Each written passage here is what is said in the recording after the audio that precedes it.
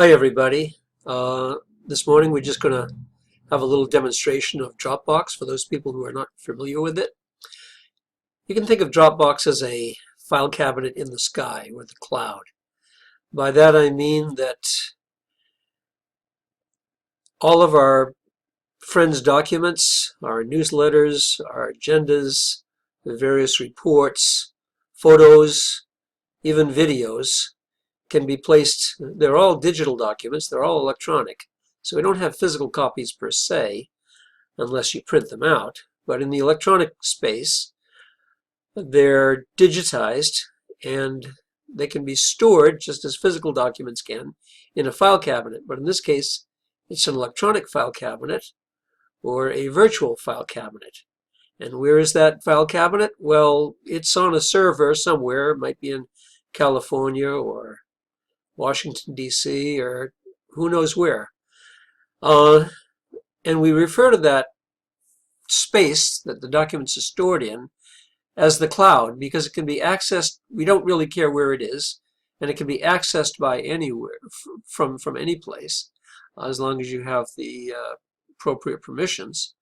So that's what Dropbox is. It's basically a virtual file cabinet. And as with file cabinets, we have different drawers and we have folders, and in the drawers we stick the folders, and in the folders we stick our documents. And in the case of the virtual file cabinet, our documents can be anything that's electronic. Word documents, a PDF document, a JPEG, a GIF, an image, a video, anything that's electronic.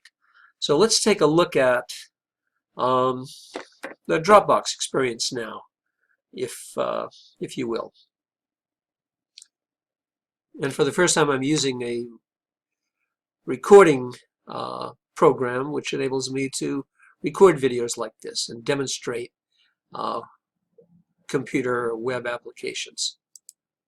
So now I've switched to a different view, and I'm looking at my email folder in which documents I received that are sent to the Buttonwood group.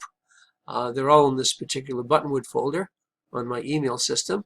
And I'm going to click one that I sent about Dropbox, which is the newsletters. Okay, so here's the email which I sent out, which I think a lot of you have seen. And I'm going to click on this link right here, which should take me to a folder within the virtual file cabinet. In this particular folder, I have named the newsletters folder, and it contains all of the newsletters which Lydia has produced over the past 6 years. And if I click on one, for example, 2012 summer,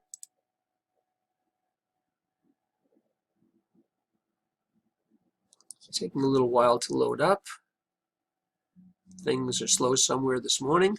But there we go, and there's the summer 2012 newsletter, and it's all its glory. Lydia has certainly done a tremendous job with these newsletters, and she just gets better and better. So there's one document. I'm going to, and I can just scroll through it, look through it. All right, save it to my machine probably, but who needs to, because it's in the cloud and it's always up there. Let's close that out. Now we're looking at, I can go back to newsletters again, open that folder, okay, and there's all the newsletters. I could select another one. Now I could go back to the top level to look at the file cabinet structure as a whole, and here we see, in addition to the newsletters folder, we have folders for meeting documents. If I open that up, I see I haven't established folders for all of the meetings that we've had, but I've established one, for example, for the most recent one, which was yesterday.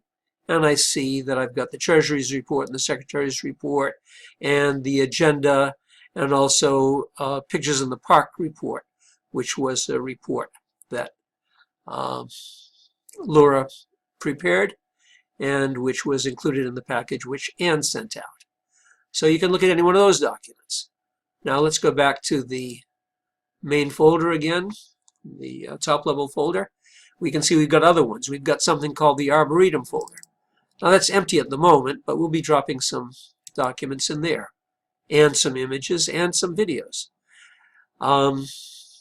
In the images folder, I have subfolders. One is a collection of photos from the basketball project. Another one is our logos. I am frequently asked for copies of our logos. You don't have to ask me anymore. You can just go into our Dropbox folder and you'll find them there.